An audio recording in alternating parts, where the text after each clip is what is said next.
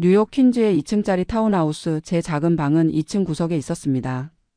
창문 하나 딸린 방이었지만 처음 이곳에 왔을 때는 그저 감사했지요. 남편을 잃고 텅 빈 서울 아파트에서 하염없이 울던 날들이 얼마나 길었는지 모릅니다. 그때 딸이 엄마 우리 집에서 같이 살자고 했을 때 저는 이게 딸이 절 진심으로 필요로 하는 거라고 믿었습니다. 하지만 지금 이 좁은 방 안에 웅크리고 앉아 아래층에서 들려오는 소리를 듣고 있자니 제가 얼마나 순진했는지 깨닫게 됩니다. 장모님 때문에 집이 전쟁터 같다고. 애들 교육 방식도 다 틀어지고 내가 내 집에서 눈치 보며 살 수는 없어. 사위의 목소리였습니다.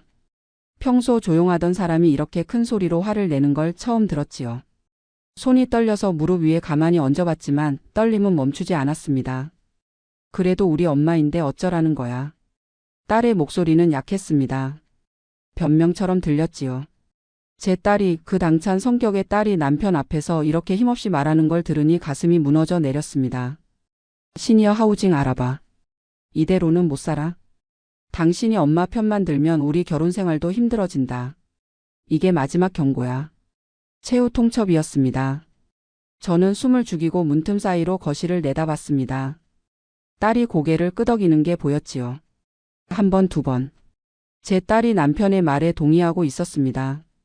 그날 밤 저는 잠을 이룰 수가 없었습니다. 천장을 바라보며 지난 5년을 떠올렸지요.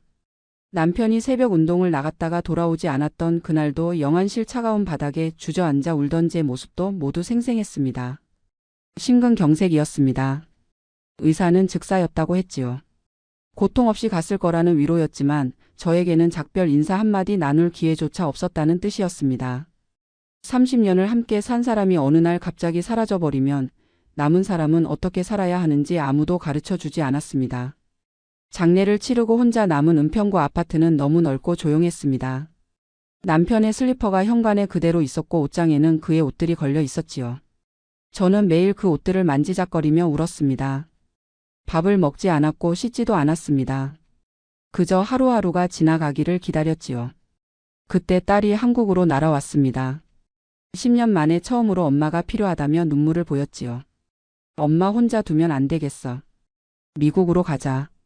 우리 집에서 같이 살면서 손주들도 봐주고 편하게 지내. 엄마 없으면 우리도 힘들어.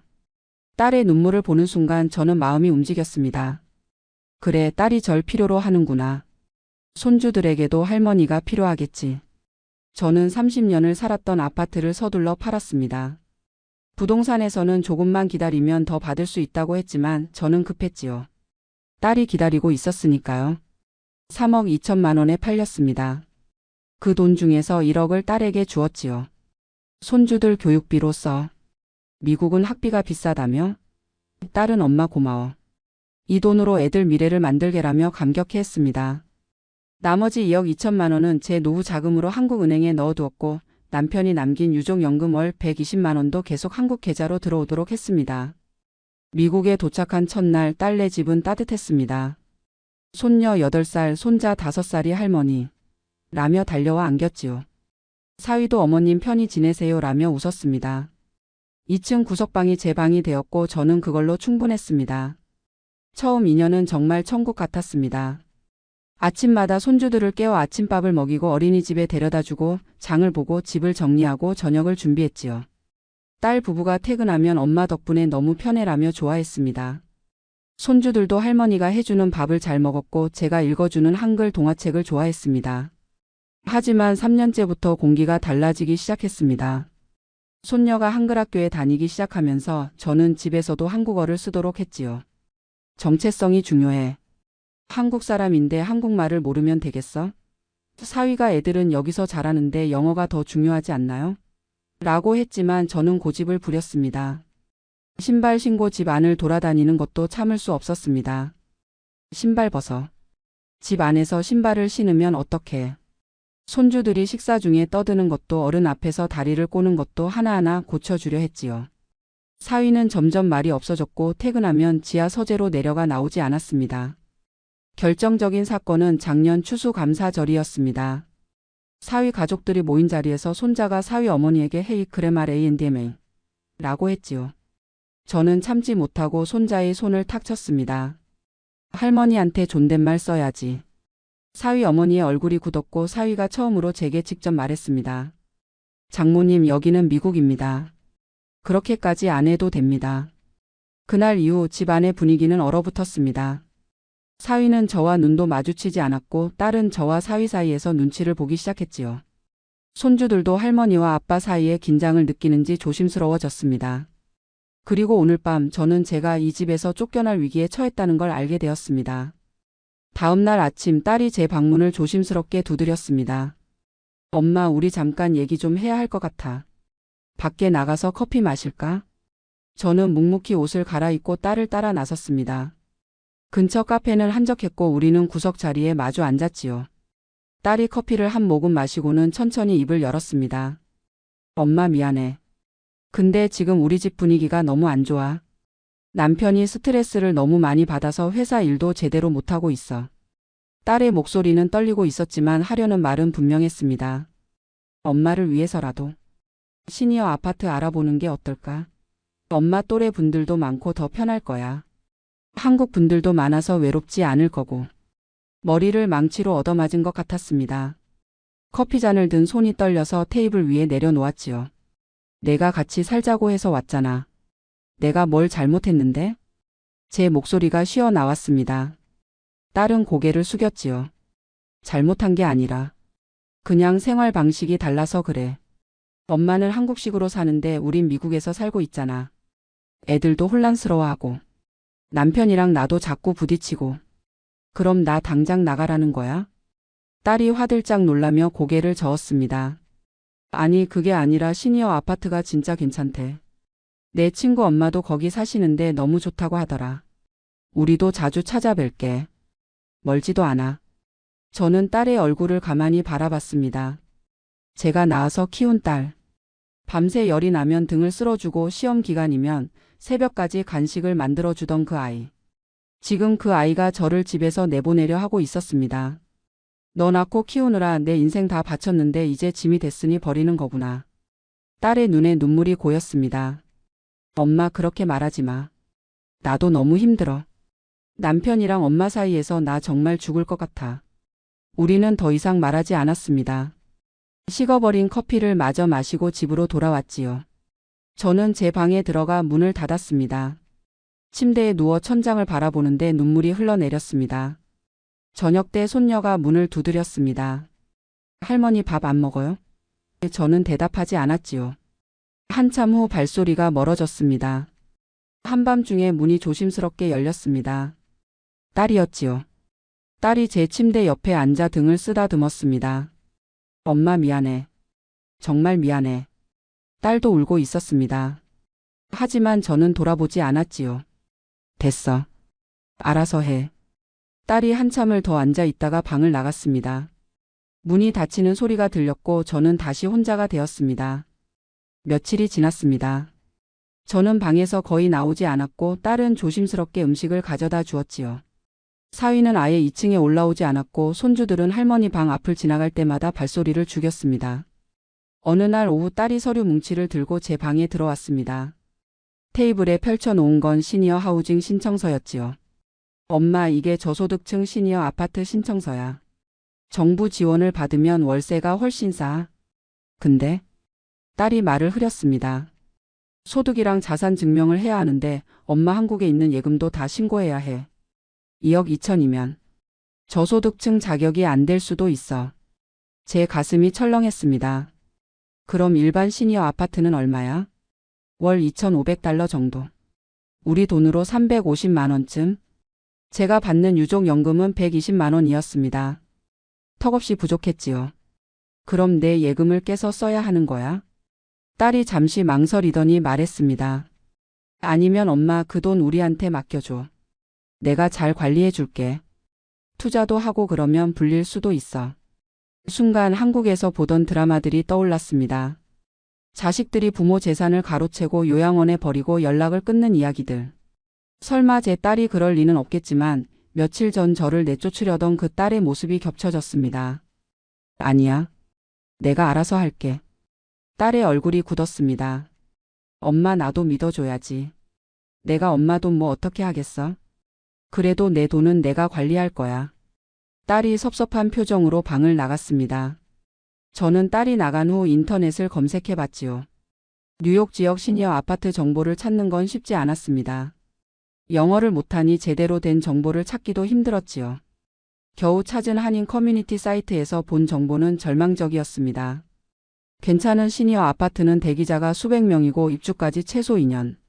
저렴한 곳은 범죄율 높은 동네에 있거나 시설이 형편없다고 했습니다. 2년을 이 집에서 버텨야 한다는 건가? 저는 고개를 떨구었습니다. 더 큰 문제는 영어를 못한다는 것이었지요. 은행 업무도 병원 가는 것도 장 보는 것도 혼자서는 할 수 없었습니다. 딸이 미국은 복지가 좋아서 노인들 살기 좋다고 했던 말이 얼마나 허황된 것이었는지 이제야 알았습니다. 그렇게 일주일이 더 지났습니다. 저는 매일 방에만 있었고 집안의 공기는 점점 더 무거워졌지요. 어느 날 아침 딸이 엄마 오늘 한인 성당 미사 가실래요? 답답하실 텐데. 라고 조심스럽게 물었습니다. 저는 고개를 끄덕였습니다.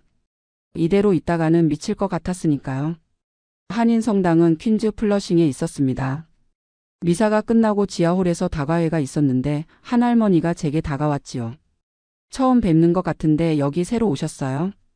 박 여사였습니다. 75살이라고 했지만 정정해 보였지요. 우리는 커피를 마시며 이야기를 나눴습니다. 처음에는 조심스럽게 그러다 점점 마음을 열게 되었습니다. 사실은요.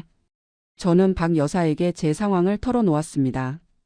딸네 집에서 쫓겨날 위기에 처한 것, 시니어 아파트를 알아봐야 하는데 막막한 것, 모든 게 두렵다는 것. 박 여사는 고개를 끄덕이며 들어주었습니다. 그리고는 조용히 말했지요. 언니 나도 똑같았어. 박 여사의 이야기는 제 이야기와 너무나 비슷했습니다. 아들 집에 살다가 며느리와 갈등이 생겼고 결국 나오게 되었다는 것. 처음에는 서러워서 죽고 싶었지만 지금은 차라리 나온 게 잘한 일이라고 생각한다는 것. 차라리 이게 더 편해. 자식들이랑 살면 눈치 보느라 죽겠더라. 지금은 내 공간에서 내 마음대로 살고 일주일에 한 번씩 손주들만 만나니까 오히려 관계가 더 좋아졌어. 저는 믿기지 않았습니다. 그래도 혼자 사는 게 무섭지 않으세요? 박 여사가 웃었습니다. 처음엔 무서웠지. 근데 지금은 자유로워서 좋아. 우리 같은 한인 할머니들끼리 모여서 저녁에 맛있는 거 해먹고 주말에 카지노도 가고 그래. 자식들 눈치 안 보는 게 이렇게 좋은 줄 몰랐어. 박 여사는 구체적인 조언을 해주었습니다. 언니 한국에 돈 있으면 그걸로 뉴저지 쪽에 작은 콘도 하나 사. 거기는 한인타운이라 영어 몰라도 살 수 있고 뉴욕보다 훨씬 싸. 월 관리비랑 재산세 합쳐도 한 달에 80만 원 정도면 돼. 한국 연금으로 충분히 생활 가능하고 남은 돈으로 가끔 여행도 다니고 그러면서 사는 거지. 처음으로 희망 같은 게 보였습니다. 박 여사가 아는 한인 부동산 중개인을 소개해 준다고 했고 저는 그날로 연락을 했지요. 집으로 돌아온 저는 딸 몰래 한국은행에 전화를 걸었습니다. 2억 2천만 원을 미국 달러로 환전해서 제 미국 계좌로 보내달라고 했지요. 은행 직원이 큰 금액이라 본인 확인이 필요합니다. 라며 영상통화를 요청했고 저는 신분증을 들고 화면 앞에 섰습니다. 확인되었습니다. 3일 후 입금될 예정입니다. 전화를 끊고 나니 가슴이 두근거렸습니다. 두려움과 설렘이 동시에 밀려왔지요.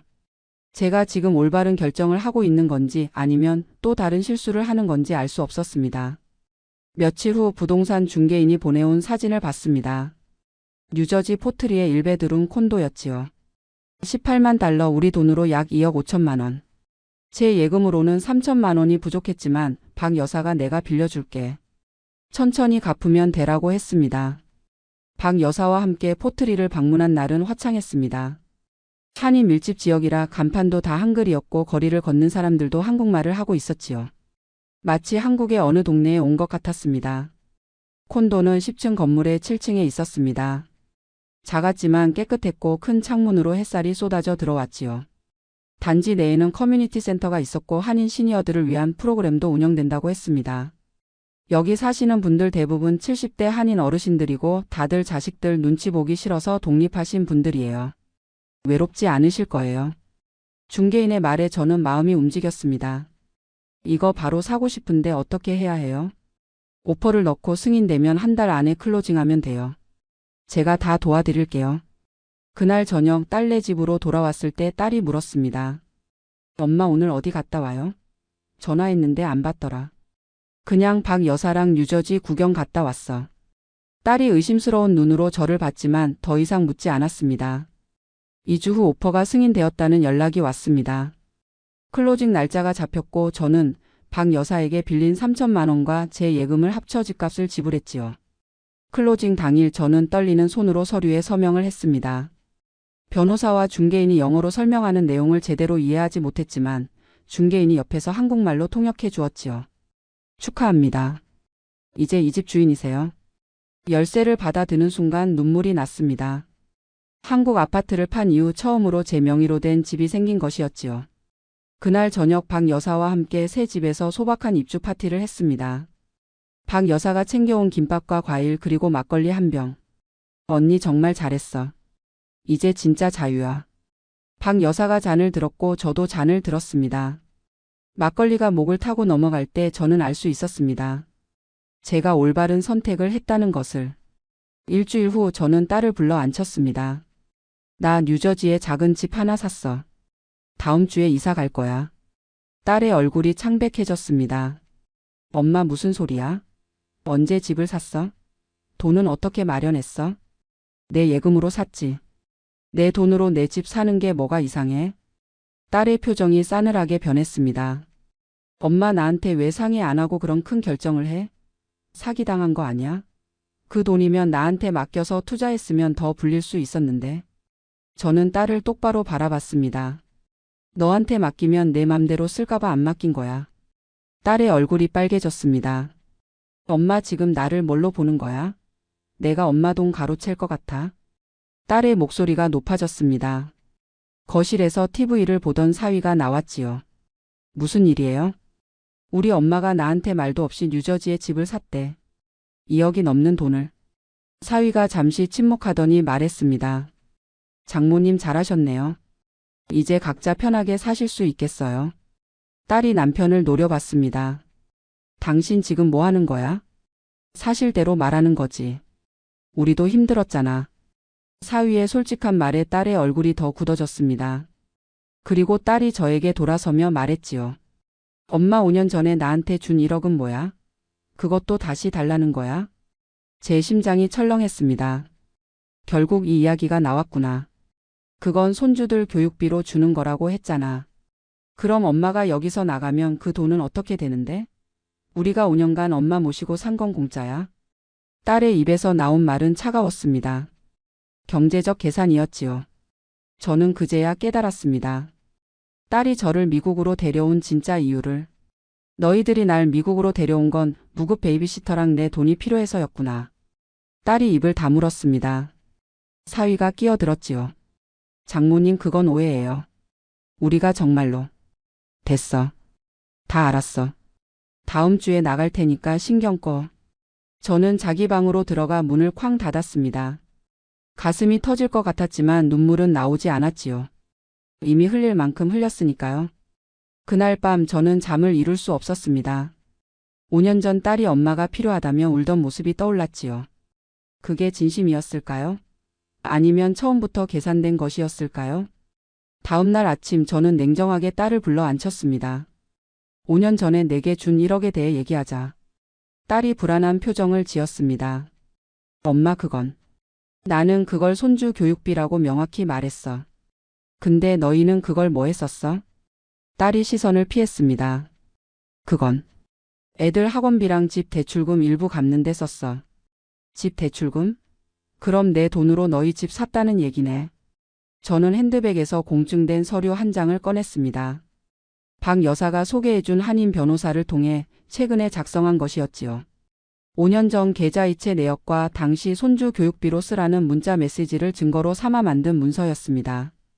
이거 봐. 5년 전에 내게 돈 줄 때의 증거야. 손주 교육비 명목으로 증여하며 다른 용도로 사용 시 반환 의무가 있음이라고 변호사가 법적 효력 있게 만들어줬어.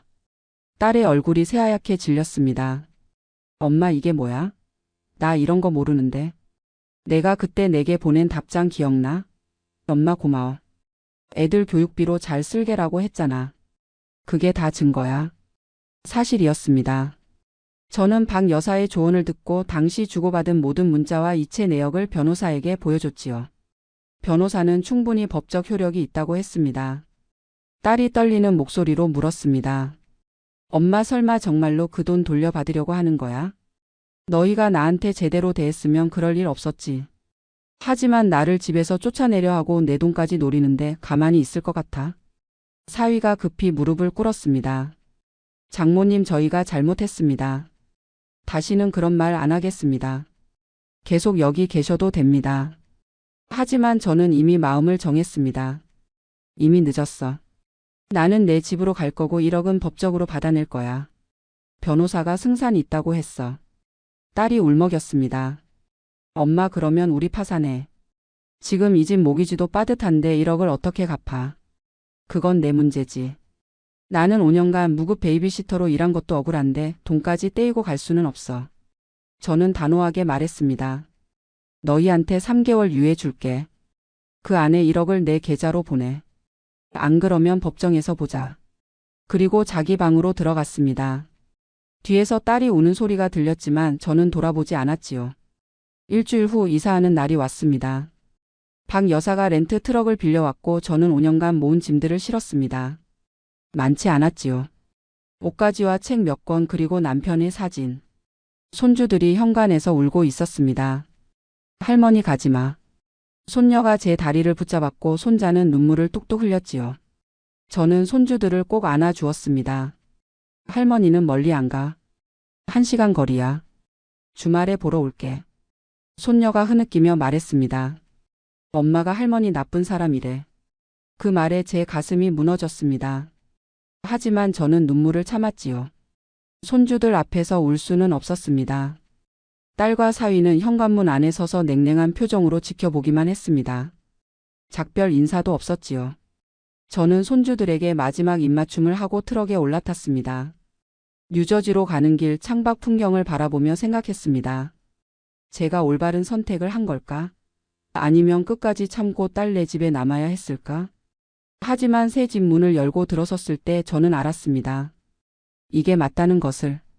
작지만 온전히 제 공간이었지요. 아무의 눈치도 볼 필요 없는 곳. 박 여사가 김치찌개를 끓여왔고 우리는 바닥에 앉아 저녁을 먹었습니다. 언니, 잘 왔어.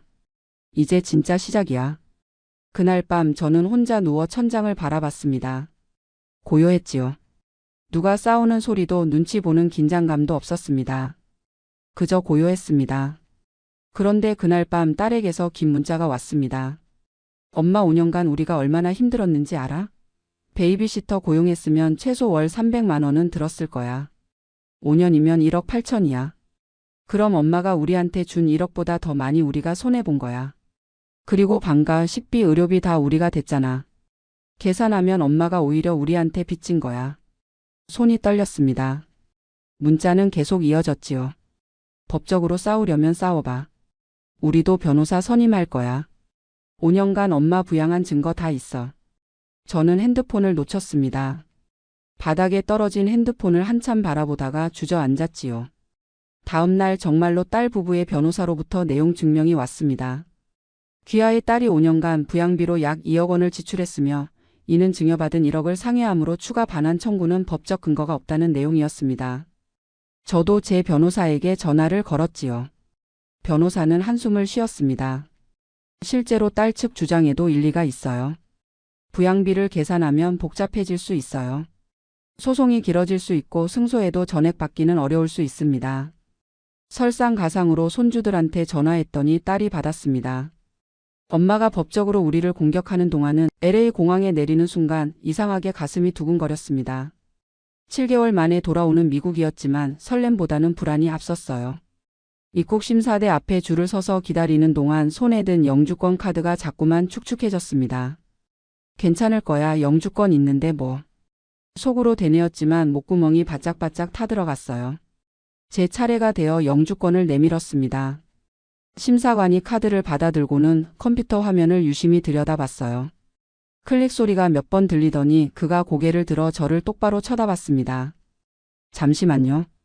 짧은 한마디와 함께 옆 사무실을 가리켰어요. 심장이 쿵 하고 내려앉았습니다. 뒤에 서 있던 사람들의 시선이 등에 꽂히는 것 같았어요. 가방을 끌고 심사관을 따라가는 발걸음이 천근만근이었습니다. 작은 신문실로 들어서니 회색 벽과 형광등 불빛만이 쌀쌀하게 저를 맞아줬어요. 플라스틱 의자에 앉으라는 손짓. 30대로 보이는 남자 심사관이 파일을 펼치더니 날카로운 목소리로 물었습니다. 마지막 출국이 7개월 전인데 왜 이렇게 오래 미국을 비우셨습니까? 어머니가 아프셔서요. 떨리는 목소리가 겨우 나왔습니다. 한국에 무슨 일이 있었습니까? 직장은 어디입니까? 미국에 집은 있습니까? 그 질문이 쏟아졌어요.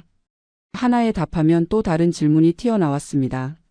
제 대답은 점점 더 작아지고 심사관의 눈빛은 점점 더 차갑게 변했어요. 영주권자는 미국을 생활 근거지로 해야 합니다. 7개월이나 부재하셨으면 한국이 생활 근거지 아닙니까? 할 말이 없었습니다. 어머니가 넘어지셔서 수술하셨고 회복이 더뎠고 혼자 계셔서 이런 사정을 어떻게 설명해야 할까요? 심사관은 제 침묵을 답으로 받아들인 듯 서류를 꺼냈어요. 이번은 경고로 넘어가지만 다음에 또 이렇게 오래 나가 계시면 영주권 포기로 간주될 수 있습니다. 가방을 열어 짐 검사까지 받았습니다. 1시간이 지나서야 겨우 나올 수 있었어요. 출구로 걸어 나오는데 심사관의 마지막 말이 귓가에 맴돌았습니다. 넥스트 타임 유 미그램 HT 루즈 요 그램님 카드. 다음엔 영주권 잃을 수도 있다니. 다리에 힘이 풀려 벽에 기댔습니다.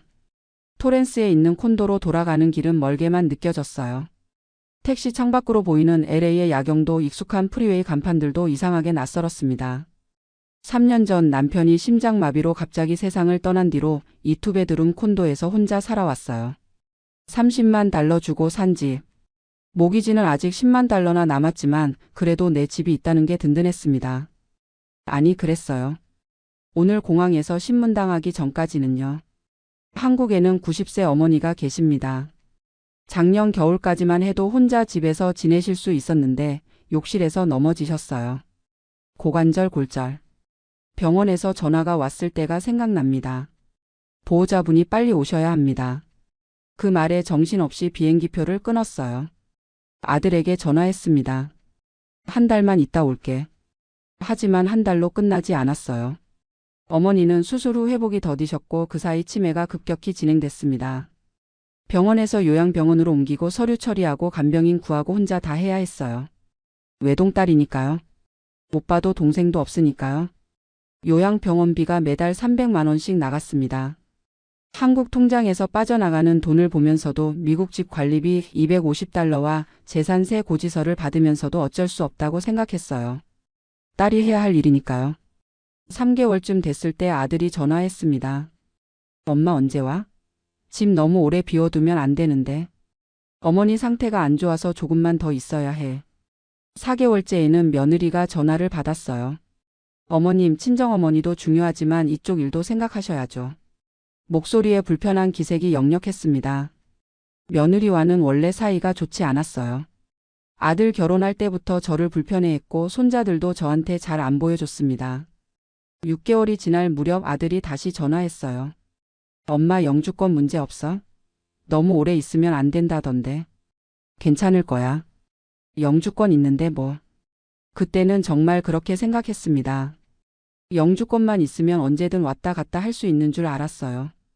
택시가 콘도 앞에 섰습니다. 집 앞에 쌓인 우편물 더미가 보였어요.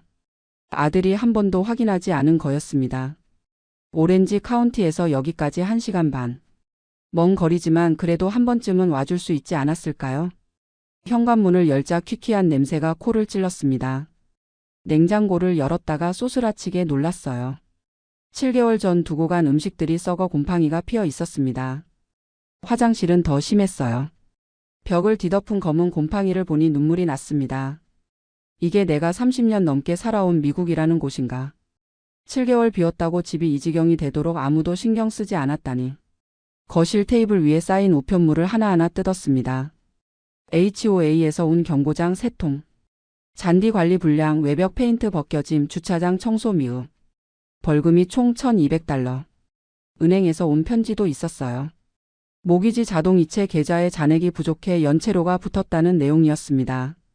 한국에서 어머니 병원비 내느라 환전하면서 계좌 관리를 제대로 못했던 거예요.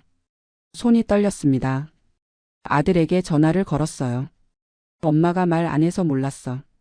우리도 바빠서 거기까지 신경 못 썼어. 오렌지 카운티에서 토렌스까지 왕복 2시간이나 걸리는데 매주 갈 수는 없잖아. 이해한다고 괜찮다고 말했지만 속은 쓰렸습니다. 바쁜 건 나도 마찬가지였는데. 한국에서 어머니 모시고 병원 다니면서 얼마나 정신 없었는데. 그날 밤 잠을 이루지 못했어요. 누워서 천장을 바라보는데 공항 심사관의 목소리가 자꾸만 들렸습니다. 다음엔 영주권 잃을 수도 있어요. 30년을 이 땅에서 살았는데 영주권을 잃는다니. 그럼 나는 어디로 가야 하죠? 한국으로 돌아가야 하나? 하지만 한국에는 더 이상 내 집도 없고 어머니 요양병원비만 내느라 저축도 바닥났는데. 이틀 뒤 한국에서 전화가 왔습니다. 요양병원 간호사였어요. 어머님 상태가 많이 안 좋아지셨어요. 폐렴이 와서 대학병원으로 이송했는데 보호자가 와서 결정하셔야 할 사항들이 있습니다. 전화를 끊고 주저앉았습니다. 다시 가야 한다. 하지만 가면 어떻게 되는 거죠? 공항 심사관이 뭐라고 했죠? 다음에 또 오래 나가 계시면 영주권 포기로 간주될 수 있습니다. 창밖을 내다봤어요. 토렌스의 고요한 주택가. 가로등 불빛 아래 간간히 지나가는 차들. 30년을 살았지만 지금처럼 이 땅이 낯설게 느껴진 적이 없었습니다. 나는 어디에 속한 사람일까?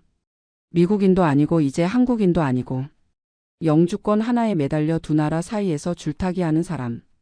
그날 밤 한국에 있는 친구들에게 문자를 보냈습니다. 영주권 문제로 고민이야. 전화할 수 있어? 30년 지기 박 여사가 바로 전화를 걸어왔어요. 명희야, 무슨 일이야? 모든 상황을 설명했습니다. 공항에서 신문당한 일, 어머니 폐렴, 다시 가야 하는데 갈 수가 없는 일. 박 여사가 한숨을 쉬었어요. 명희야, 영주권자는 1년에 6개월 이상 미국 밖에 있으면 안 된대. 그것도 한 번에 6개월이 아니라 1년 통틀어서. 너 이미 7개월 있었으면 아웃이야. 머리가 하얘졌습니다. 그럼 나 어떡해? 더 큰 문제는 다시 한국 가려면 이번에 미국 들어온 날짜부터 다시 카운트가 시작된다는 거야.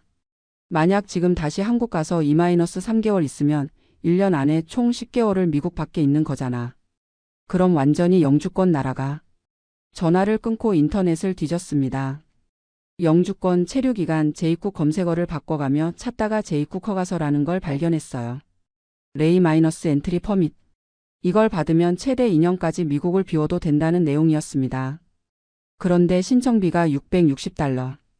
그것보다 더 큰 문제는 미국을 떠나기 전에 미리 신청해야 하고 신청 후 바이오메트릭 예약을 위해 미국에 있어야 한다는 거였어요. 이민법 변호사 상담료를 찾아보니 $300. 예약은 3주 후에나 가능했습니다.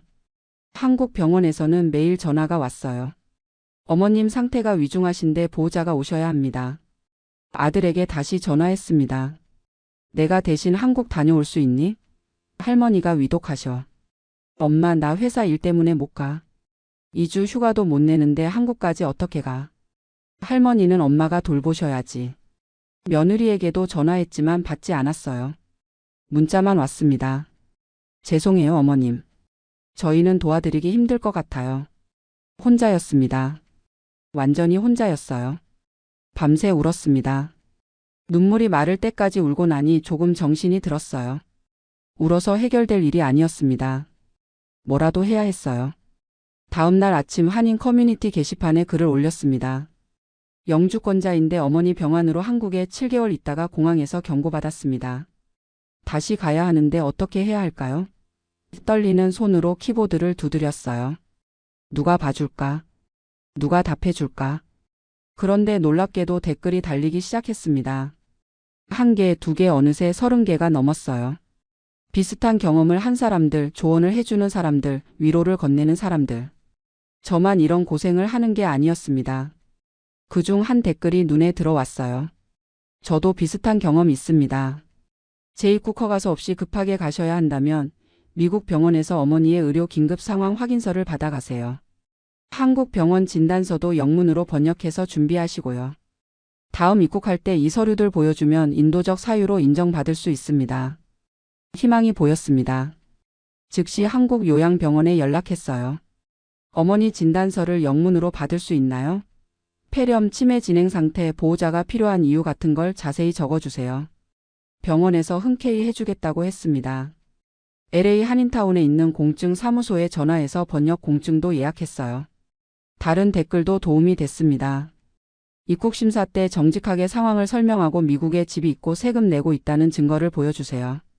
콘도 재산세 납부 영수증, 은행 계좌, 미국 전화번호 유지 기록 등이 미국의 생활 근거지가 있다는 증거입니다. 서류를 모으기 시작했습니다. 재산세 납부 영수증, 은행 계좌 명세서, HOA 관리비 납부 기록, 미국 전화 요금 고지서. 하나하나 챙기면서 생각했어요. 나는 여기서 30년을 살았어. 세금도 냈고 집도 샀어. 이게 내 삶의 증거야.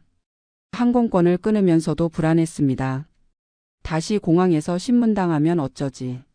이번엔 정말 영주권을 빼앗기는 건 아닐까. 하지만 어머니를 보러 가지 않을 수 없었어요. 아들에게 문자를 보냈습니다. 이번엔 최대한 빨리 다녀올게. 2개월 안에 돌아올게. 답장이 왔어요. 엄마가 알아서 하세요. 저는 더 이상 신경 못 써요. 가슴이 무너졌습니다. 아들아, 내가 이럴 수 있니? 하지만 원망할 시간도 없었어요. 가방에 서류 뭉치를 넣고 여권과 영주권을 확인하고 인천행 비행기에 올랐습니다. 창밖으로 LA의 불빛이 멀어지는 걸 보면서 기도했어요. 제발 괜찮게 해주세요. 인천공항에 도착했을 때는 새벽이었습니다. 공항 밖으로 나오니 차가운 바람이 얼굴을 스쳤어요. 한국의 겨울 공기. 7개월 만에 다시 맡는 이 냄새가 낯설면서도 익숙했습니다. 택시를 타고 분당에 있는 요양병원으로 향했어요. 새벽 고속도로는 한산했고 차창 밖으로 지나가는 풍경들이 빠르게 스쳐갔습니다. 병원에 도착하니 간호사가 저를 알아보고 반갑게 맞아줬어요. 어머님 많이 기다리셨어요. 이쪽으로 오세요. 복도를 따라 걸어가는데 소독약 냄새가 코를 찔렀습니다. 어머니 병실 문을 열었어요. 침대에 누워 계신 어머니는 7개월 전보다 훨씬 작아 보였습니다. 뺨이 푹 꺼지고 머리카락은 더 휘어졌어요. 제가 다가가자 어머니가 눈을 떴습니다. 엄마 명희예요. 손을 잡으며 말했어요.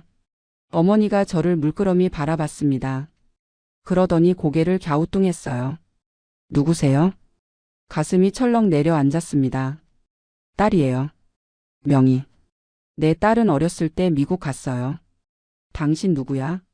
어머니 목소리에 경계심이 묻어났어요. 낯선 사람을 보는 눈빛이었습니다. 간호사가 옆에서 조용히 말했어요. 치매가 많이 진행되셔서 가족도 잘 못 알아보세요. 양해해 주세요. 알아보지 못하는 어머니를 보면서도 울 수가 없었습니다. 어머니 앞에서 울면 안 될 것 같았어요. 그냥 손을 꼭 잡고 있었습니다. 주름진 손. 제가 어렸을 때 제 손을 잡아주던 그 손. 담당 의사와 상담을 했어요. 작은 진료실에 마주 앉으니 의사가 진지한 표정으로 말했습니다. 폐렴은 항생제로 일단 잡았는데 치매가 급격히 진행되어서 이제 24시간 케어가 필요합니다. 요양병원비가 매달 350만 원인데 6개월치를 한 번에 내시면 300만 원으로 할인해 드립니다. 계산기를 두드렸어요. 6개월이면 1,800만 원. 미국 집 모기지 남은 게 10만 달러, 한국 돈으로 약 1억 3천만 원. 한국에서 돈이 계속 나가면 미국 집도 위태로워질 수 있었습니다. 하지만 선택의 여지가 없었어요. 6개월치 한 번에 낼게요. 카드를 내밀면서 손이 떨렸습니다.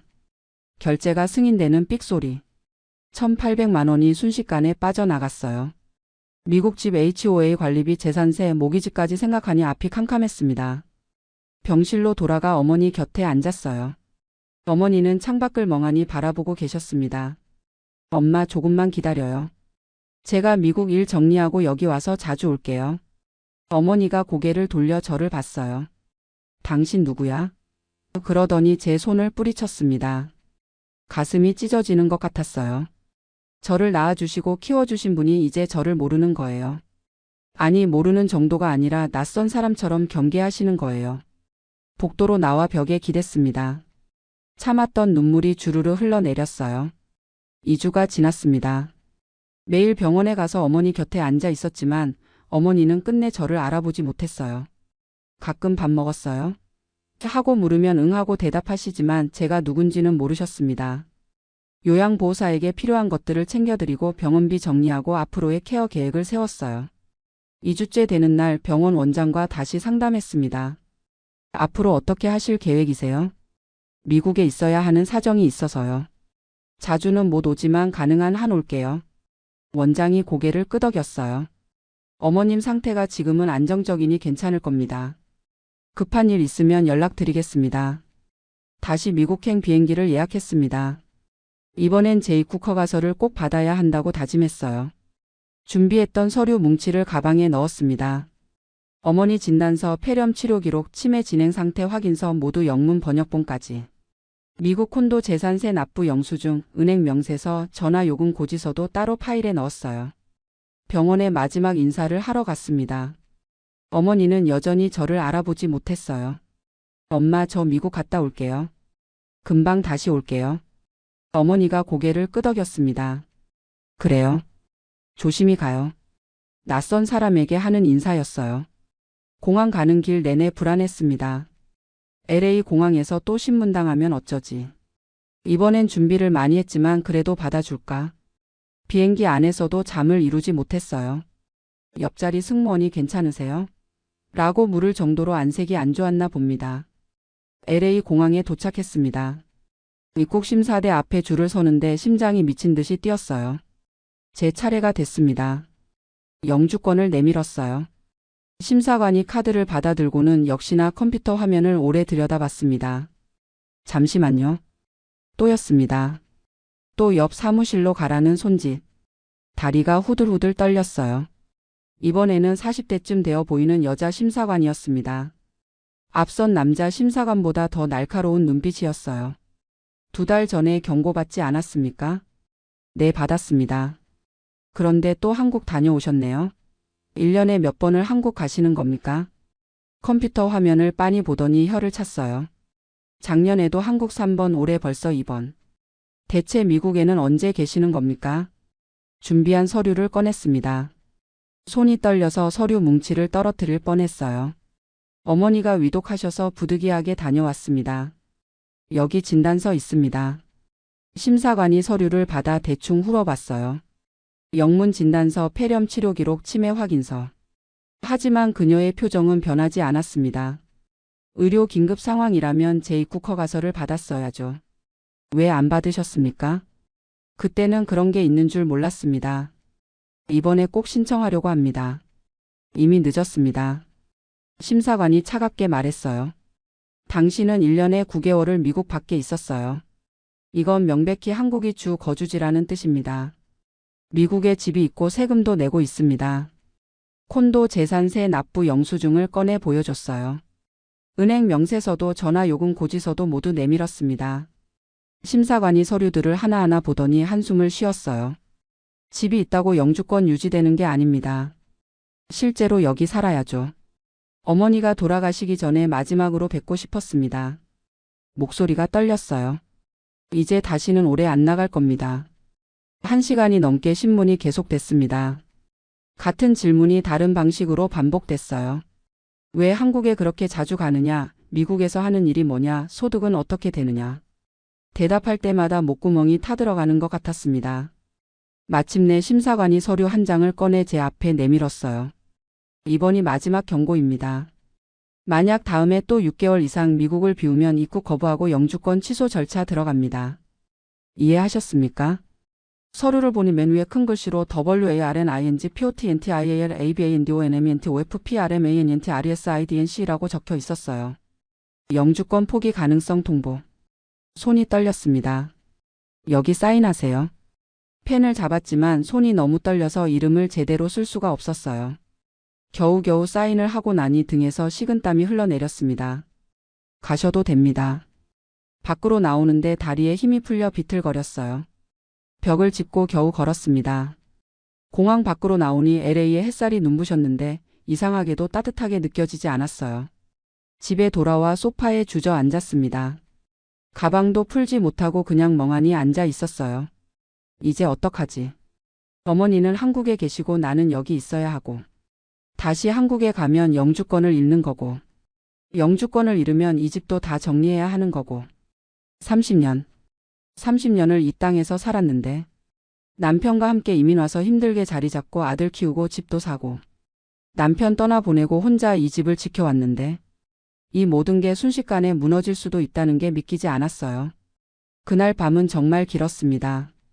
창밖을 내다보니 토렌스의 방거리가 고요했어요. 가로등 불빛만 외롭게 켜져 있었습니다. 어디에도 속하지 못한 채 두 나라 사이를 떠도는 기분이었어요. 다음날 아침 결심했습니다. 더 이상 미루면 안 되겠다고. 인터넷으로 LA 코리아타운에 있는 이민법 변호사 사무실들을 찾아봤어요. 리뷰를 읽고 전화번호를 몇 개 적었습니다. 하지만 전화를 걸려니 손이 떨렸어요. 상담비가 $300라던데 만약 해결 방법이 없다고 하면 어쩌지. 그래도 전화를 걸었습니다. 첫 번째 사무실은 예약이 3주 후에나 가능하다고 했어요. 두 번째 사무실도 비슷했습니다. 세 번째 사무실에 전화했을 때 리셉셔니스트가 말했어요. 예약이 다 차 있는데요. 혹시 텍사스 휴스턴의 한인마트 창고는 새벽 6시면 형광등이 켜집니다. 저는 그 불빛 아래서 플라스틱 상자에 담긴 시금치 더미를 바라보고 있었습니다. 손목에는 파스를 붙이고 압박 붕대를 감았습니다.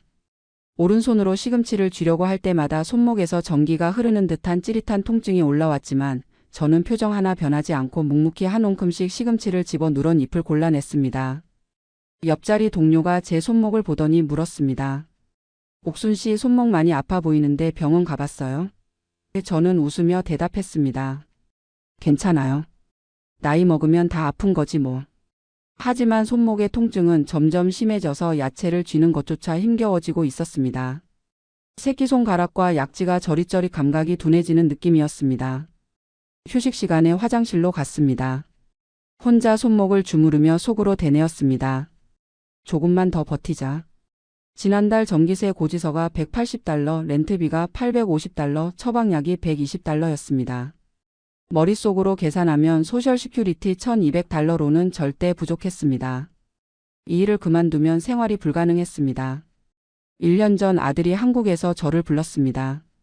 엄마, 미국 오면 날씨도 좋고 여유롭게 사실 수 있어요. 아들은 텍사스에서 IT 엔지니어로 일하고 있었습니다. 저는 한국에서 식당에서 30년을 일하다 무릎 관절이 나빠져서 그만뒀고 국민연금은 월 40만 원으로 생활이 불가능했습니다. 미국 오면 아들이 도와줄 거라 믿고 그린카드를 받아왔습니다. 막상 와보니 아들은 회사 일로 바빴고 며느리는 냉담했습니다. 석 달이 지나자 며느리가 말했습니다. 어머니, 우리 집도 모기지 내야 하고 애들 학원비도 만만치 않아요. 어머니 용돈은 어머니가 벌어 쓰시는 게 어때요? 저 아들도 미안한 듯 말했습니다. 엄마, 미안해요. 미국은 한국이랑 달라서 부모 모시는 게 쉽지 않아요. 원룸 렌트비만 내줄게요. 한인 커뮤니티에서 만난 같은 처지의 할머니들이 말했습니다. 우리 다 그렇게 살아요. 일 안 하면 못 살아요. 그렇게 한인마트 일자리를 소개받았습니다. 면접 보러 갔을 때 마트 사장이 걱정스러운 얼굴로 물었습니다. 나이가? 일이 좀 힘든데 괜찮으시겠어요? 저는 자신 있게 대답했습니다. 제가 한국에서 평생 일했어요. 힘든 거 괜찮아요. 그때는 몰랐습니다. 69살의 몸으로 매일 8시간씩 반복 동작을 하는 것이 얼마나 무리인지. 마트에서 일한 지 8달째 되던 날 처음으로 손목 통증이 시작됐습니다. 아침에 일어났을 때 오른손이 뻣뻣하고 손가락이 제대로 움직이지 않았습니다. 처음에는 어제 일을 너무 많이 해서 그런가 보다 하고 넘겼지만 며칠이 지나도 증상이 사라지지 않았습니다. 오히려 악화됐습니다. 야채 다듬다가 갑자기 손에 힘이 풀려서 시금치 묶음을 바닥에 떨어뜨렸습니다. 마트 사장이 제게 말했습니다. 옥순 씨, 요즘 실수가 잦네요. 집중 좀 해주세요. 저녁에 집에 돌아와 라면을 끓이려고 냄비를 들었는데 손목에서 찌릿한 통증과 함께 냄비를 놓쳐버렸습니다. 바닥에 쏟아진 뜨거운 물을 보며 불안감이 커졌습니다. 이게 뭐지? 왜 이러지? 밤에는 손목 통증 때문에 잠을 설쳤습니다. 새벽 3시에 일어나 손목을 주무르며 눈물이 났습니다. 다음날 한인 클리닉에 갔습니다. 코페이 $50를 냈습니다. 의사가 손목을 만져보고 간단한 테스트를 한 후 말했습니다. 손목 터널증후군 같은데 일단 소염제 처방하고 손목 보호대 착용하세요. 증상 지속되면 정형외과 가봐야 합니다. 약국에서 처방약에 $35, 손목 보호대에 $25를 썼습니다. 하지만 손목 보호대를 차고 일하니까 작업 속도가 느려져서 마트 사장 눈치가 보였습니다. 결국 보호대를 빼고 일했습니다. 소염제를 먹으면서 2달을 더 버텼지만 증상은 계속 악화됐습니다. 이제는 왼손까지 통증이 시작됐고 밤에는 손목에서 타는 듯한 통증 때문에 거의 매일 깼습니다. 수면 부족으로 낮에 일하다가 졸음이 쏟아졌고 야채 다듬는 속도도 현저히 느려졌습니다. 마트 사장이 제게 말했습니다. 옥순 씨 요즘 너무 느린데 건강에 문제 있으면 솔직히 말씀하세요. 이러다 다른 분 구해야 할 것 같아요. 손목 통증뿐만 아니라 새끼손가락과 약지가 완전히 감각이 무뎌져서 젓가락질도 제대로 못했습니다. 라면 먹다가 젓가락을 떨어뜨렸고 컵을 쥐려다가 놓쳐서 깨뜨렸습니다. 화장실에서 혼자 울었습니다. 이러다 정말 일자리 잃으면 어떡하지? 저 아들에게 전화해서 손목이 아프다고 말했더니 무심하게 답했습니다. 엄마 병원 가보세요. 메디케어 있잖아요. 병원비가 문제가 아니라 일을 못하면 생활비가 없다고 말하려다가 그냥 전화를 끊었습니다. 한인 커뮤니티 게시판에 조심스럽게 글을 올렸습니다.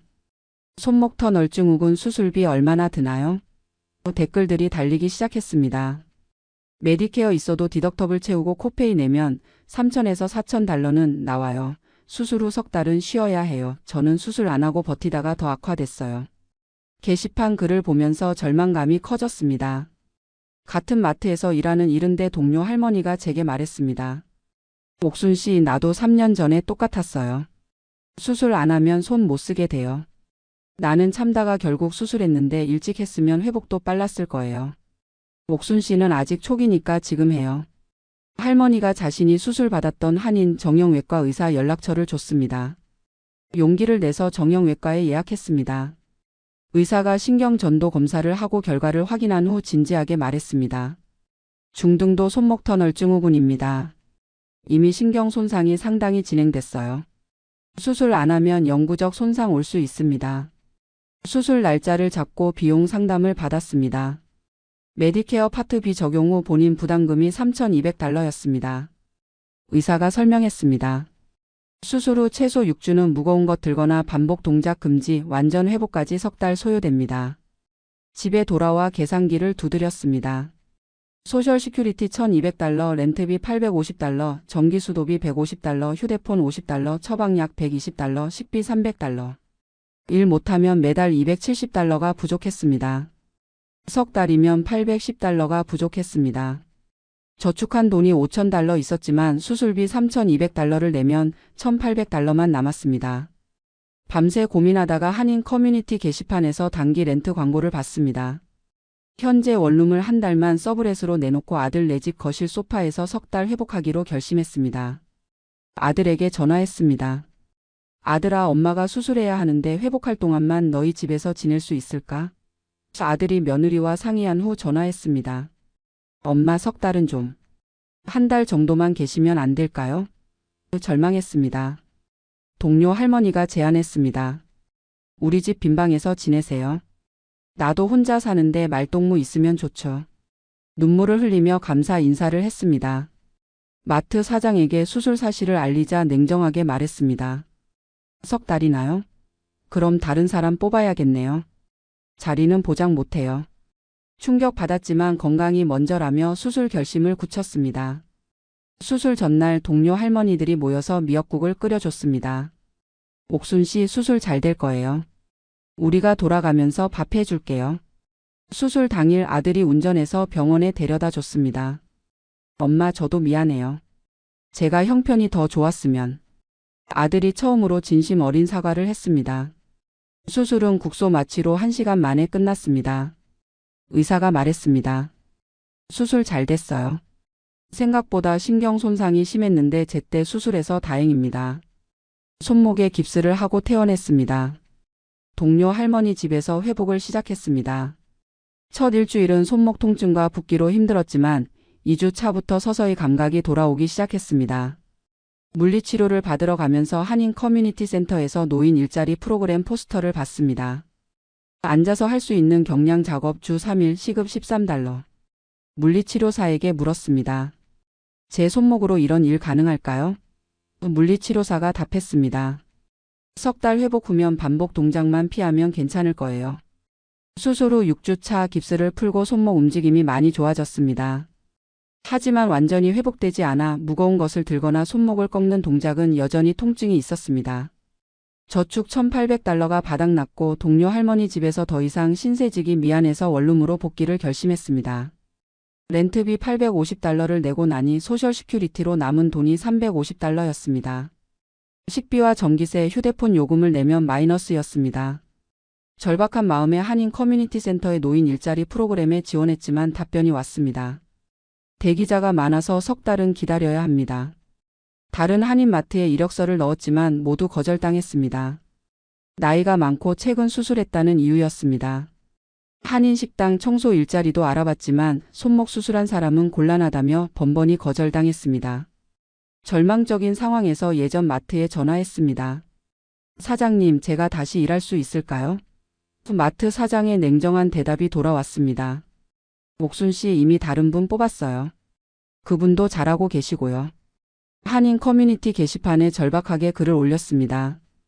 69세 손목 수술 회복 중 일자리 구함. 하지만 아무 연락이 없었습니다. 진짜 적은 특정 인물이 아니라 노인을 소모품으로 보는 노동시장의 구조였고 회복 중인 몸으로는 어떤 일도 구할 수 없는 잔혹한 현실이었습니다. 집에 앉아서 절망하던 중 한인 커뮤니티 센터에서 전화가 왔습니다. 옥순 씨, 갑자기 한 분이 그만두셔서 자리가 났어요. 다음 주부터 나오실 수 있어요? 기적처럼 얻은 기회였습니다.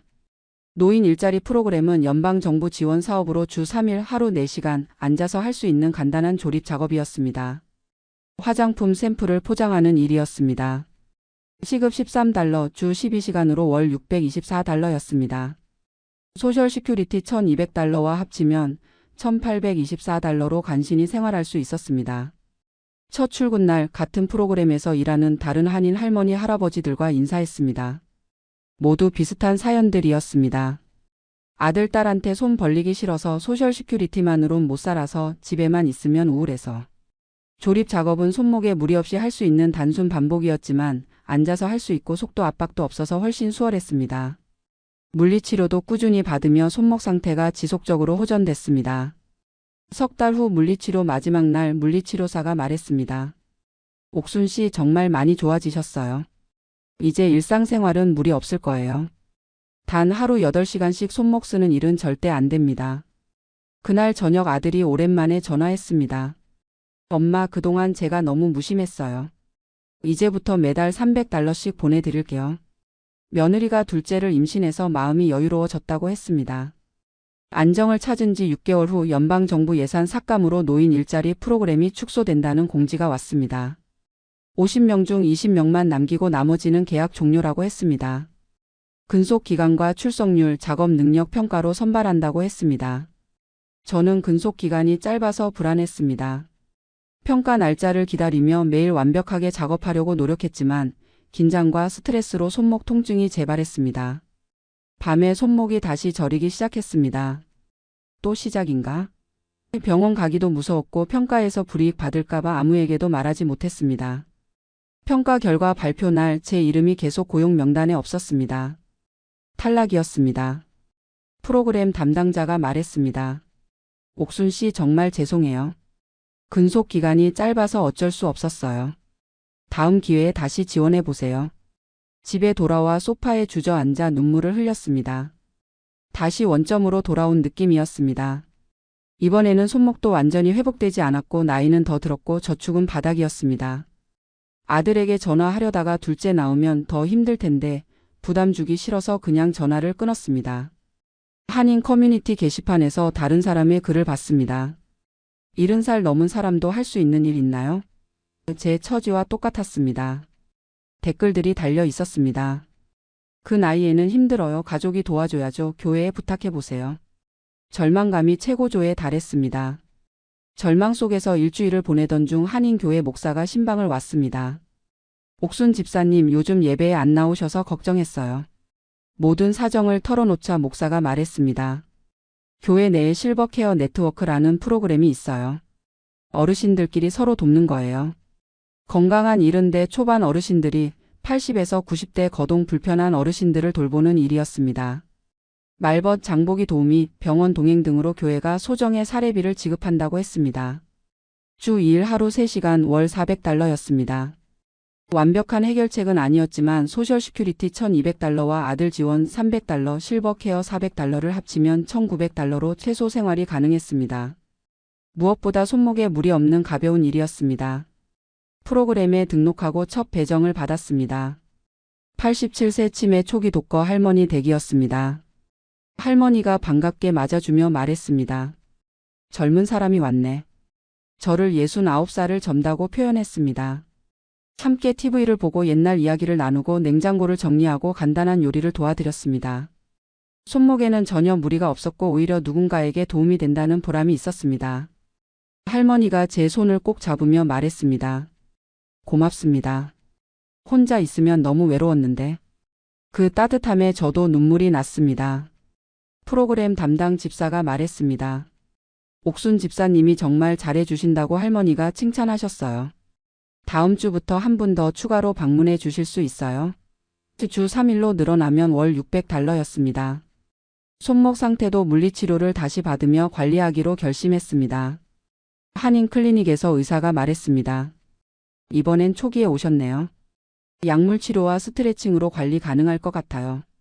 실버 케어 일을 시작한 지 1년 후 손목은 꾸준한 관리로 큰 무리 없이 유지됐고 이제는 4명의 어르신을 돌보며 주 4일 근무 월 $800 수입을 얻었습니다. 총 수입이 소셜 시큐리티 $1,200, 아들 지원 $300, 실버 케어 $800로 $2,300가 됐습니다. 여유 있는 생활이 가능했고 작은 저축도 다시 시작했습니다. 어느 날 예전에 일하던 한인마트 앞을 지나가다 우연히 마트 사장과 마주쳤습니다. 사장이 물었습니다. 옥순 씨 오랜만이네요. 요즘 뭐해요? 저는 대답했습니다. 교회에서 어르신들 돌보는 일 해요.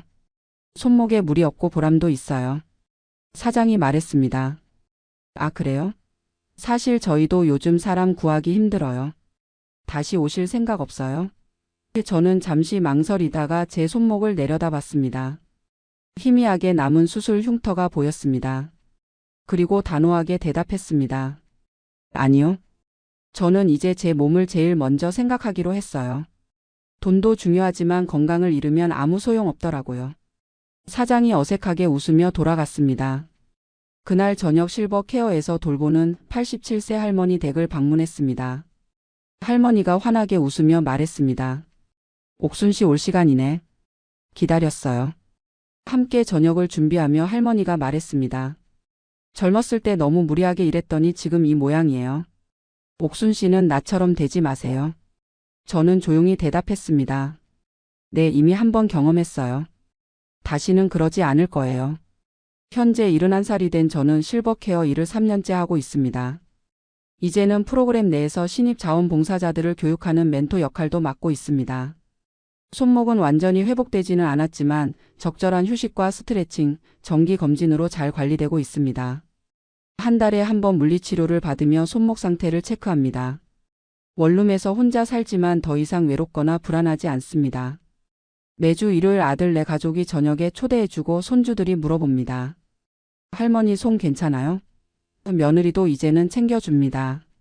어머니 무리하지 마세요. 교회 실버케어 네트워크는 더욱 확대되어 50명 이상의 어르신들이 서로를 돌보는 시스템으로 성장했습니다. 저는 신규 멤버들에게 제 경험담을 공유합니다. 나이 들어서도 일은 할 수 있어요. 하지만 내 몸을 망가뜨리면서까지 해서는 안 돼요. 건강을 잃으면 모든 걸 잃는 거예요. 새로 들어온 68세 할머니가 상담을 요청했습니다. 저도 한인마트에서 일하는데 요즘 손목이 아파요. 저는 제 손목 흉터를 보여주며 말했습니다. 지금 당장 병원 가세요. 저처럼 되지 마세요. 돈은 다시 벌 수 있어도 건강은 한 번 잃으면 돌이킬 수 없어요. 저녁에 원룸으로 돌아와 창문을 열었습니다. 텍사스에 따뜻한 바람이 들어왔습니다. 일기를 썼습니다. 오늘도 감사한 하루. 손목이 아프지 않은 것, 누군가에게 필요한 사람인 것, 작지만 내 돈으로 살 수 있는 것. 69살에 손목 수술하고 모든 걸 잃을 뻔했지만 이제는 알아요. 진짜 중요한 건 얼마나 많이 버는가가 아니라 얼마나 건강하게, 존엄하게 사는가라는 것을. 나이 들어서 시작한 막노동이 내 손목을 망가뜨렸지만 그 경험이 진짜 가치가 무엇인지 가르쳐 줬어요. 다음 날 아침 6시 알람이 울렸지만 예전처럼 급하게 일어나지 않았습니다. 천천히 스트레칭을 하고 손목 운동을 하고 여유롭게 아침을 먹고 9시에 출근했습니다. 오늘 돌볼 89세 할아버지 댁으로 향하며 마음이 가벼웠습니다. 손목은 가끔 쑤시지만 마음은 그 어느 때보다 평안했습니다. 버스 정류장에서 만난 다른 한인 할머니가 물었습니다. 요즘도 이래요? 저는 자신 있게 대답했습니다. 네, 하지만 이제는 내 몸이 허락하는 만큼만 해요. 그게 제일 중요한 거더라고요. 33년을 살았던 인천 부평구 아파트 현관문을 잠그던 그 순간을 아직도 생생하게 기억합니다. 손잡이에 달린 열쇠를 돌리는데 손가락 끝에서 차가운 쇠붙이 감촉이 느껴졌고 복도에는 오랜 세월 닦아낸 바닥의 왁스 냄새가 희미하게 남아 있었어요. 24평짜리 작은 공간이었지만 아들이 첫발을 뗀 곳이었고 아내와 함께 김장을 담그던 베란다가 있던 곳이었고 명절 때마다 가족들이 모여 떡국을 끓이던 주방이 있던 집이었습니다. 요즘 이 단지 시세가 딱 이 정도예요. 더 기다리시면 오를지 내릴지 장담 못합니다. 부동산 중개인은 그렇게 말했고 나는 더 망설이지 않았습니다. 4억 8천만 원. 계약서에 도장을 찍는 순간 손이 떨렸어요. 구청 민원실에서 시작해서 세무과 주사로 퇴직할 때까지 30년간 단 하루도 빠지지 않고 출근했던 세월의 대가였으니까요. 매매 대금이 통장에 입금된 날 나는 은행 창구 앞에 앉아 있었습니다. 평생 처음 보는 9자리 숫자를 하염없이 들여다보다가 창구 직원이 건넨 환율표를 받았어요. 오늘 환율이 1,100원입니다. 4억 8천만 원이면 43만 6천 달러 정도 되시겠네요. 직원의 목소리는 자신감이 넘쳤습니다. 미국 달러로 43만 6천 달러. 나는 계산기를 꺼내 몇 번이고 확인했어요. 손가락 끝이 플라스틱 버튼을 누를 때마다 딸깍거리는 소리가 났고 액정 화면에 뜨는 숫자가 실감나지 않았습니다. 이 돈이면 버지니아에서 작은 집도 하나 살 수 있겠어요?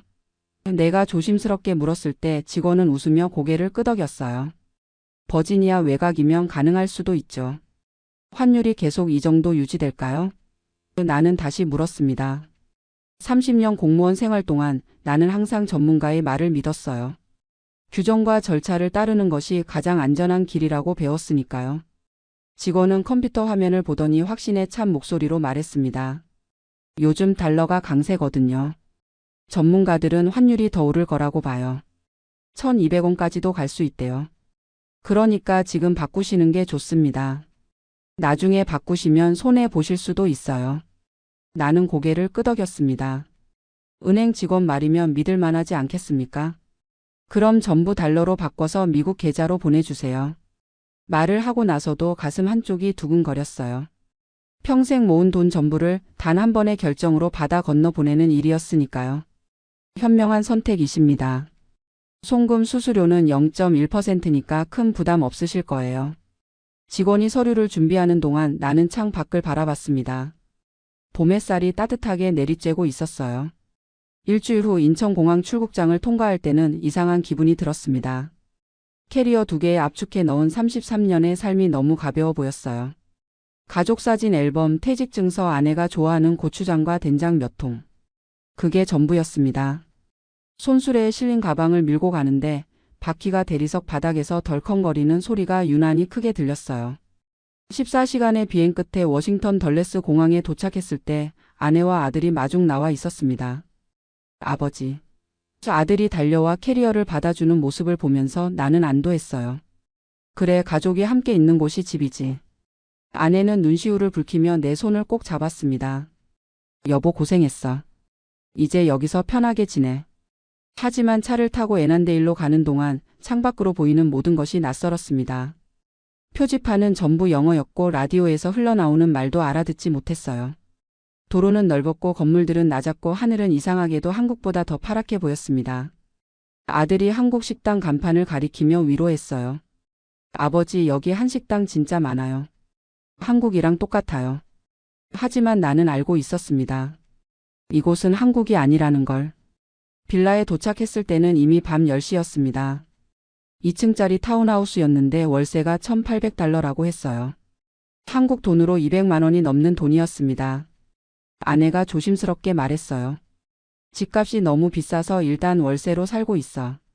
아버지 돈 오면 집 한 채 사려고. 나는 고개를 끄덕였습니다. 43만 6천 달러면 충분하다고 생각했어요. 그날 밤 낯선 침대에 누워 잠이 오지 않았습니다. 매트리스는 한국 것보다 딱딱했고 창밖에서 들리는 소리도 달랐어요. 차 지나가는 소리, 바람 소리, 이웃집게 짖는 소리. 모든 게 낯설었습니다. 나는 휴대폰을 꺼내 습관적으로 환율을 검색했어요. 화면에 뜬 숫자를 보는 순간 심장이 철렁했습니다. 원달러 환율 1120원. 일주일 만에 20원이 올랐어요. 은행 직원 말대로 환율이 오르고 있었습니다. 역시 전문가 말을 들은 게 잘한 일이야. 나는 안도하며 눈을 감았어요. 하지만 그것은 착각의 시작이었습니다. 미국 생활 첫 주가 지나갔습니다. 나는 매일 아침 일어나면 가장 먼저 휴대폰으로 환율을 확인했어요. 1130원, 1145원, 1160원. 숫자는 계속 올랐습니다. 그럴 때마다 안도의 한숨을 쉬었어요. 은행 직원이 정말 맞는 말을 했구나. 만약 지금 송금했으면 몇천 달러는 더 받았겠지만 그래도 미리 보낸 게 다행이야. 그렇게 스스로를 위로했습니다. 어느 날 저녁 한인마트에서 장을 보다가 옛 친구를 우연히 만났어요. 구청 시절 같은 부서에서 일했던 김 과장이었습니다. 오기철, 자네도 미국 왔나? 그의 얼굴을 보는 순간 나는 반가워서 소리쳤어요. 5년 전에 먼저 이민을 왔다는 그를 따라 근처 한식당으로 갔습니다. 소주잔을 기울이며 우리는 회포를 풀었어요. 자네 집은 팔았나?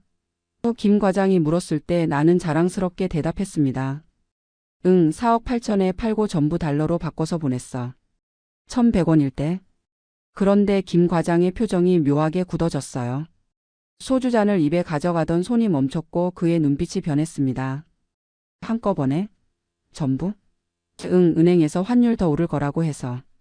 김 과장은 소주잔을 내려놓으며 긴 한숨을 쉬었습니다. 그 한숨 소리가 유난히 무겁게 들렸어요. 기철아, 자네. 환율은 그렇게 하는 게 아니야. 그의 목소리에서 안타까움이 묻어났습니다. 나는 3억을 미국으로 보낼 때 6개월에 걸쳐서 나눠 보냈어. 환율이 1050원일 때 1억, 1100원일 때 1억, 1150원일 때 1억. 평균을 맞추는 거지. 한꺼번에 보내면 그때 환율에 모든 걸 걸게 되는 거야. 나는 얼굴이 창백해지는 걸 느꼈습니다. 손에 쥔 소주잔이 갑자기 무거워졌어요. 그럼 지금 환율이 1160원이니까 내가 잘한 거 아닌가? 내 목소리는 떨리고 있었습니다. 김 과장이 고개를 저었어요. 자네는 운이 좋으면 이득을 보는 거고 운이 나쁘면 큰 손해를 보는 거야. 도박이나 마찬가지지. 나처럼 나눠서 보내면 평균값에 수렴하니까 안전한 거고. 그날 밤 나는 잠을 이룰 수 없었습니다. 김 과장이 했던 말이 머릿속을 맴돌았어요. 도박이라고? 내가 도박을 한 거야?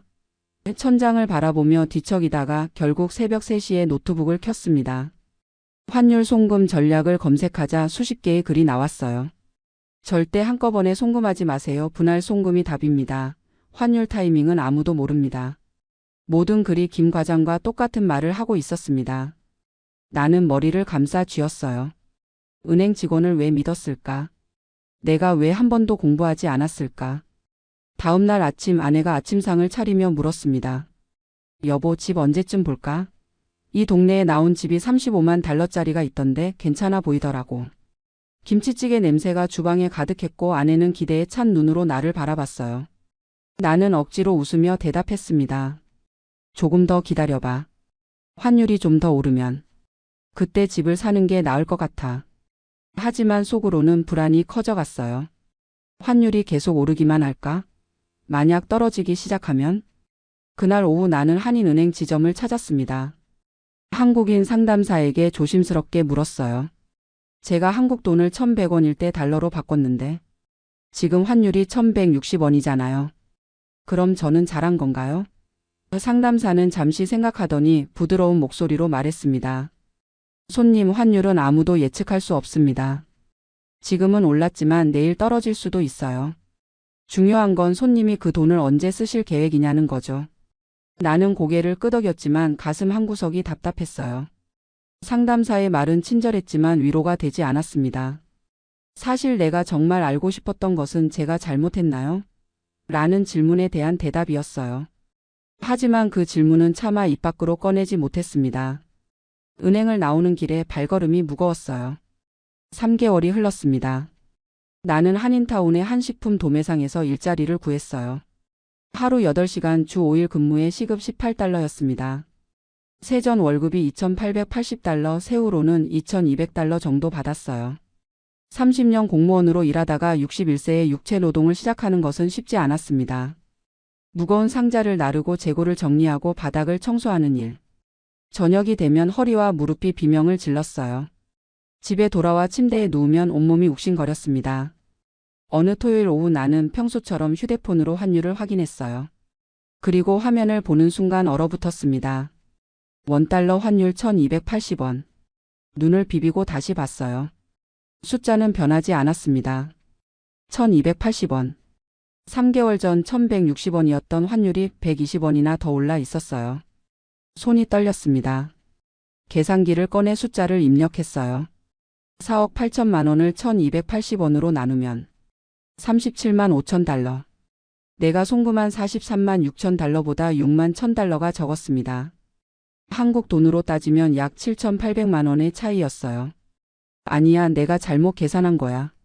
나는 몇 번이고 다시 계산했습니다. 하지만 결과는 똑같았어요. 6만 1천 달러. 계산기 화면에 떠 있는 그 숫자가 현실인지 믿기지 않았습니다. 그날 밤 저녁 식사 자리에서 아들이 무심코 말했어요. 아버지, 요즘 환율 장난 아니죠? 제 한국 친구가 지금 돈 보낸다고 난리예요. 1280원이면 엄청 유리하잖아요. 나는 숟가락을 든 손이 멈췄습니다. 국그릇을 들었다가 내려놓았어요. 아내가 텔레비전 뉴스를 가리켰습니다. 미국 연방준비제도가 기준금리를 또 올렸대요. 그래서 달러 가치가 계속 오르는 거래요. 밥이 목구멍으로 넘어가지 않았어요. 씹어도 삼키기가 힘들었습니다. 식사를 마친 후 혼자 방에 들어가 노트북을 켰어요. 환율 그래프를 보니 정말로 가파르게 상승하고 있었습니다. 1,100원에서 시작해서 1,280원까지 거의 수직으로 올라간 선이 그려져 있었어요. 마우스 커서를 그래프 위로 움직일 때마다 손끝이 차가워졌습니다. 6만 1천 달러. 나는 머리를 감싸 쥐었어요. 시급 18달러로 하루 8시간 일하면 하루에 144달러를 법니다. 6만 1천 달러를 벌려면 423일을 일해야 해요. 1년 2개월이 넘는 시간이었습니다. 61세 남자가 식품 도매상에서 무거운 상자를 나르며 1년 2개월을 일해야 하는 돈. 그 돈이 단 3개월 만에 증발해 버렸어요. 다음 날 일요일 나는 김 과장에게 전화했습니다. 김 과장, 나 큰일 났어. 목소리가 떨렸어요. 전화기를 쥔 손에 땀이 났습니다. 한식당에서 만난 김 과장은 내 이야기를 듣고 긴 한숨을 쉬었어요. 그러게 내가 그랬잖아. 나눠서 보내라고. 그의 목소리에는 책망이 아닌 안타까움이 담겨 있었습니다. 지금이라도 뭔가 방법이 없을까? 은행에 항의라도 해야 하나? 나는 절박하게 물었어요. 소주잔을 쥔 손이 떨렸습니다. 김 과장이 고개를 저었어요. 기철아, 은행은 잘못한 게 없어. 환율은 시장에서 결정되는 거고 은행 직원은 그냥 그 순간의 전망을 말한 거야. 예측이 빗나간 건 직원 잘못이 아니라 시장이 그렇게 움직인 거지. 손님이 최종 결정을 한 거니까 책임은 손님한테 있어. 그럼 나는 어떻게 해? 내 목소리가 갈라졌어요. 눈시울이 뜨거워졌습니다. 김 과장이 주머니에서 명함을 꺼냈습니다. 지금이라도 공부해. 이미 엎질러진 물이지만 앞으로는 똑같은 실수하지 말고. 여기 한인 재무 상담사야. 내가 아는 사람인데 한번 상담 받아봐. 공짜야. 그날 오후 나는 도서관에 가서 환율 관련 책을 빌렸습니다. 환율에 의해 국제금융의 기초 현명한 해외 송금 전략. 30년 공무원 생활 동안 한 번도 관심 갖지 않았던 주제들이었어요. 첫 페이지를 펼치자 낯선 용어들이 가득했습니다. 환율 변동성, 분산 투자, 평균 단가, 해지 전략. 책 냄새가 코끝을 스쳤어요. 오래된 종이 냄새였습니다. 나는 형광펜을 들고 줄을 그어가며 책을 읽었어요. 61세의 나이에 새로운 공부를 시작하는 것은 쉽지 않았습니다. 읽어도 이해가 안 되는 부분은 다시 읽고 또 다시 읽었어요. 하지만 6만 1천 달러라는 손실이 나를 움직이게 했습니다. 매일 밤 일을 마치고 돌아와 2시간씩 공부했어요. 유튜브에서 환율 강의를 찾아보고 온라인 커뮤니티에서 다른 사람들의 경험담을 읽었습니다. 한 달 후 나는 그제야 깨달았어요. 환율은 예측할 수 없다는 것. 그 누구도 은행 직원도 전문가도 정확히 예측할 수 없다는 것. 그래서 안전한 방법은 분산이라는 것. 여러 번에 걸쳐 나눠서 송금하면 높을 때도 보내고 낮을 때도 보내서 평균값에 가까워진다는 것. 너무 늦게 알아버린 지식이었습니다. 노트에 정리한 내용을 보면서 가슴이 쓰라렸어요. 환율은 계속 올랐습니다. 1290원, 1300원, 1310원. 나는 매일 아침 환율을 확인하는 것이 고문처럼 느껴졌어요. 숫자가 오를 때마다 손실이 커졌습니다. 1300원이 되었을 때는 차이가 7만 달러를 넘어섰어요. 2년치 월급이 증발한 셈이었습니다.